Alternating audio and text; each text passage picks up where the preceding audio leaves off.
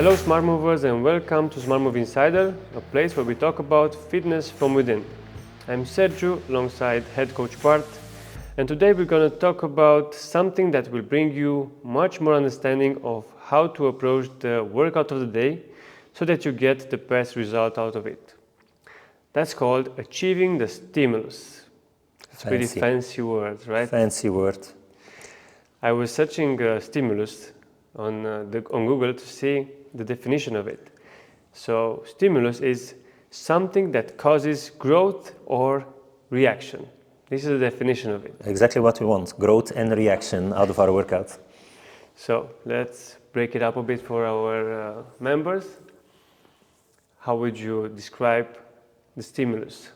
The stimulus should be something, maybe we don't use that word. I don't know how often do you use that word when you're in front of the board. Usually I say the goal of today is. So, but we could also say it in the fancy. The stimulus of the day should be. So often when we give you the explanation on the Metcon, we say this Metcon should last between, let's say, 10 and 15 minutes. I'll give you an example later, and the example workout should last between 10 and 15 minutes. Or when it's an MRAP, we often say you should be aiming for 5 to 7 rounds plus. So it's the goal of the workout. So every workout has a goal or an intent to it.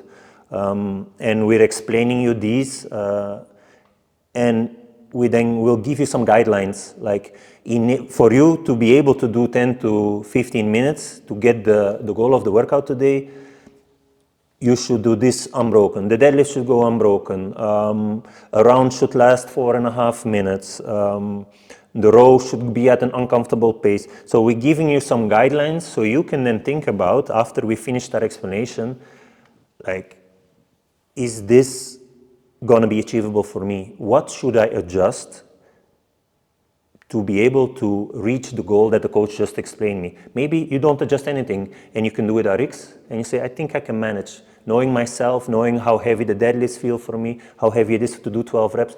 Later on, I'll give you a very specific subject and maybe it will make more sense when I'm going to talk more in detail. Yeah, at the board I don't tell that often, because in Romanian it's even more stupider. Stimulul de astăzi.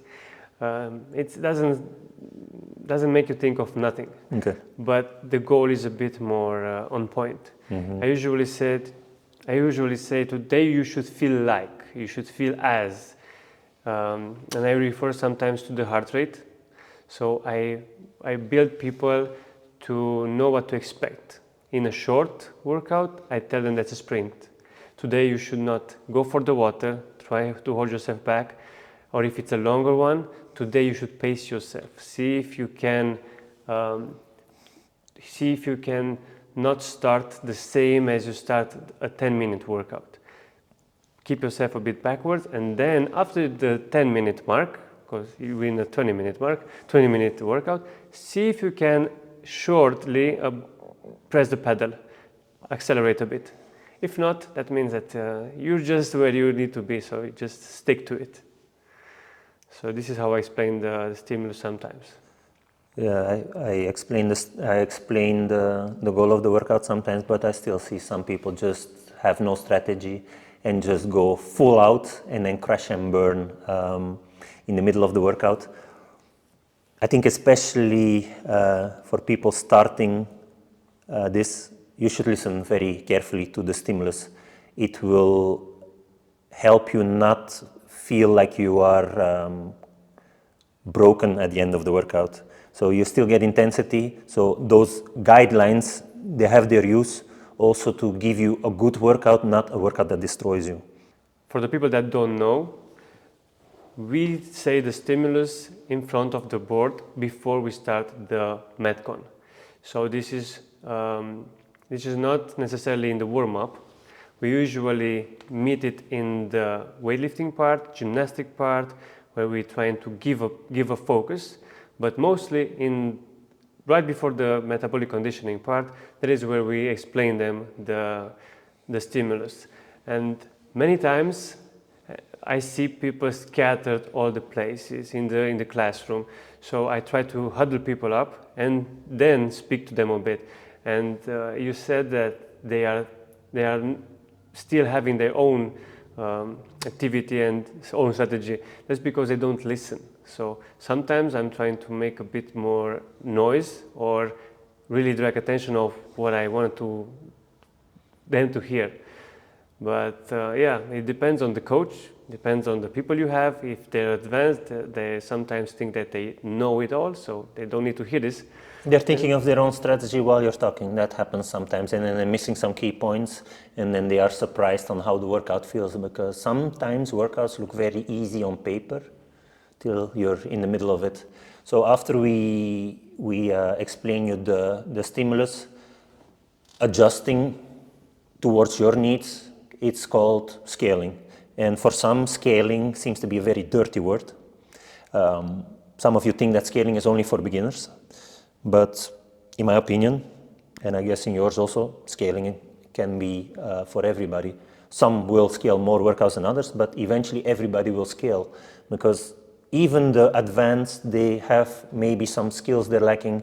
Let's say, for example, a handstand push-up, and they might need to scale the handstand push-up to box spiked or pike push-ups or seated dumbbell presses, just to be able to keep the goal of the workout, to keep a certain speed into the workout.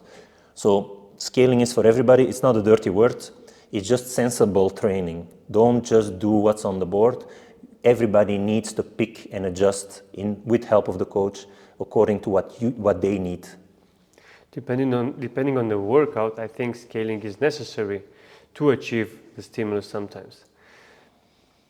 We can go in very, very small examples, like if we have a workout, as you said. Let's start this again. I wanted to talk about Fran. So if you have Fran today, and the workout should be 3 minutes to 5 minutes, maximum 7 minutes. If you would finish Fran in over 10 minutes, that means that you did another workout. Exactly. Like you said before, like some workouts, you tell them this is a sprint, there is not too much breaks, and it's from left to right. If you did that over 10 minutes, that wasn't a sprint anymore. So I'm gonna assume that you took a lot of breaks somewhere, or maybe on both exercises, maybe both on the pull-ups and both on the thrusters. So most likely on a workout like that, the coach would have told you that your thrusters should probably go unbroken or in 1 or in 2 sets. I'm gonna say that if you did 10 minutes, you didn't do the thrusters unbroken or in 2 sets. So you missed a bit the guideline of the coach, and you should have put less weight on your bar. Or maybe you picked a pull-up variation that was a bit too challenging. And again, probably there he said the same, unbroken or in 2 sets. And I don't think you did that if you did it in 10 minutes. Yeah, the most common thing I see is the loading of the bar is too high. Makes you break it too often. It's only 40 kilos, right? That's why. The problem with it's only 40 kilos. Yeah, it's accessible, and it gives you a false sense of how do I say it, of weight, because sometimes it's even 30 kilos on the bar, but it all depends on the workout. We have workouts with 30 kilos on the bar, which is light, but it's 100 reps. And we need to do it fast, so that changes everything. So the intent of the workout, the goal of the workout changes everything. I like to give as an example to people when they tell me, what does it matter if I finish the Fran in 6 minutes or in 9 minutes? Okay, imagine the work I want you to do is 400 meters. You walk the 400 meters or you sprint the 400 meters. It's the same volume, but one will give you higher fitness and the other one will do nothing for you. So and then listen back to our previous episode about intensity. Intensity is key for results. So the intent and the goal of the workout is very closely related to intensity. We give you tips and tricks to make sure you get a certain amount of intensity out of the workout of the day. Yeah, this is really beautiful. The 400 meters example is crazy good. So I wrote a bit of an example so I can take you guys through an example workout in a brief. Just maybe it will clear up things a bit about what we're talking here. So as a benchmark workout, I chose a benchmark workout. It's called Christine. Christine is 3 rounds for time, a 500, 400 meter row, 12 deadlifts with body weight on the bar. So that means if you're 80 kilos, you have 80 kilos on the bar. That would be the RX, and 21 box jumps. So this is a workout, if I would brief it to the class, today's workout is a workout that I expect to be done between 10 and 15 minutes. If you have experience and you've been training CrossFit for a while, I need you to aim closer to the 10 than towards the 15 minutes. So you need to strategize more towards that. If body weight on the barbell, that should feel medium heavy, preferably unbroken, but if necessary, maybe in the third round, you'll split it up in two. Box jumps, that should be something that you keep on moving. Maybe jump up, step down, so you can keep on moving. But if you can, it's a touch and go style, but that will tire you out too much. That's why I mentioned the jump up, step down. That might save you some energy. And the rower in this case, because it's only 3 rounds, it should get uncomfortable. You should be rowing faster than you would want to. This should not be a rest point, the rower. So this workout is quite fast, 10 to 15 minutes. I wouldn't call it a sprint, but it's not a long workout, so you need to push the tempo from the start. So when you hear all this, you need to think a little bit to yourself after hearing the coach explain this, like, 1, do I think with the explanation you're giving, do I think I can do this under 15 minutes? Like with my body weight on the bar, pulling hard on the rower, staying movement, keep on moving on the box jumps? Yes, no. How does body weight on the bar feel for me? Can I do 12 reps unbroken on that, or is that going to be a challenge? So these are questions you then need to start asking yourself. And then you need to start making choices. So if I want to reach under 15 minutes, what choices, knowing myself, should I be making? Medium heavy. If you're doubting what's medium heavy, I think for most people, it's probably around 60% of their 100 max. They're going to move that comfortably, maybe maximum 70%. But that being said, most Metcons, because metabolic conditioning, most Metcons are about cardio. So most Metcons, when we're using weights, you should be looking between 40 and 60%, because those are percentages that you're going to move. If you're going to be working with 80% on the bar, you're not going to move. You're going to be resting, and it's going to turn into the strength.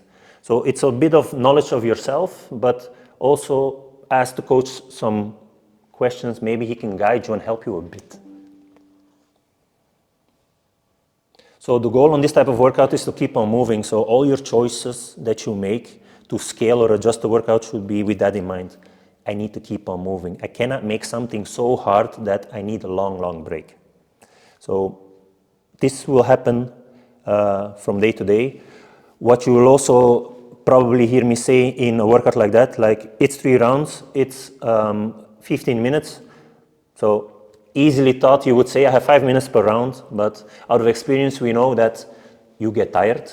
So we would be expecting the first round to go around 4 minutes, then maybe the second round goes 4.5, and maybe the third you will start slowing down, and then you will still be in the time cap. If I give you that message, it's because if after round 1 I see you're at 5 minutes plus, I need to change something for you on the spot.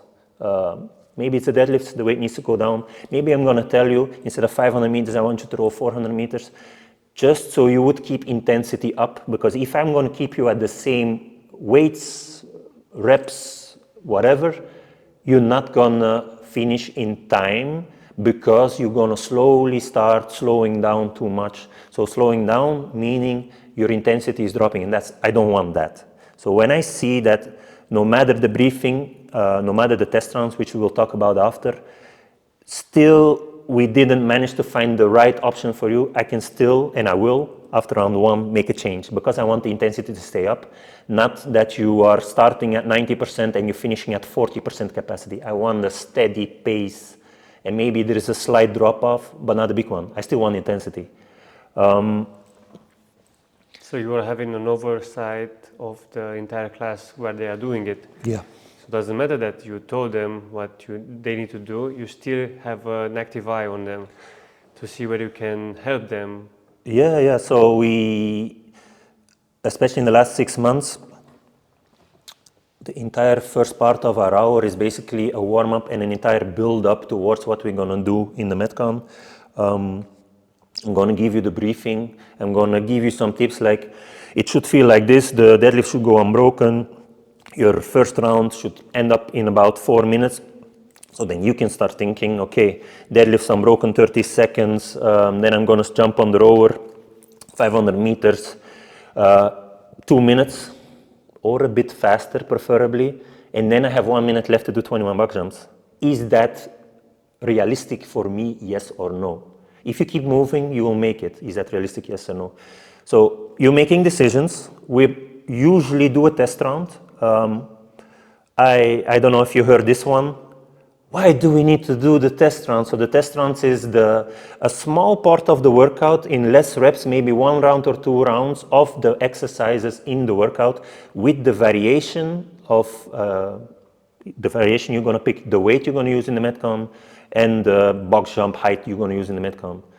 Have you heard this? Why do we do the test rounds? Yes, and I heard it. It makes me more tired. I'm not fresh for the Metcon. So the test rounds, 2 reasons we do the test rounds. One, to make sure that the plan you had in mind, that you have felt it, because you might think it's doable until you do it. So if I'm going to make you do 7-7 deadlifts, 10 box jumps, and maybe 200-meter row, you'll have a feel of what does it feel like to come out of the row and go back into the deadlifts. What does it feel like to do that weight on the deadlifts and go into whatever? So you feel a little bit, and maybe you will be surprised and you think, maybe I should still do 10 kilos down on the bar. It will be a better choice. The second reason we do that is that we need to be very warmed up for intensity. And I bet a lot of you, and I have felt it as well, is that sometimes in work, you have done workouts where the first round, you were like low energy, and all of a sudden by round 3, you're like, fuck, I feel better. I can speed up. The reason for that is you probably weren't warmed up enough. So what I want in that first half an hour, in the general warm-up, specific warm-up, and in the test rounds, that I need to spike your heart rate somewhere there to a certain intensity. So then afterwards you can recover again. It will prime your body for the real intensity coming. If you skip that part, you will have to do that intensity build-up in the middle of the workout, and your result in the end will be less. So when people tell me the test rounds make me tired for the Metcon, I would say that means if 7 deadlifts tire you out for 1 round and you later have to do 36, I will say the weight is too heavy, if that tires you out. I agree. Sometimes when I do that test round, I realize that the bar is very heavy after I start moving.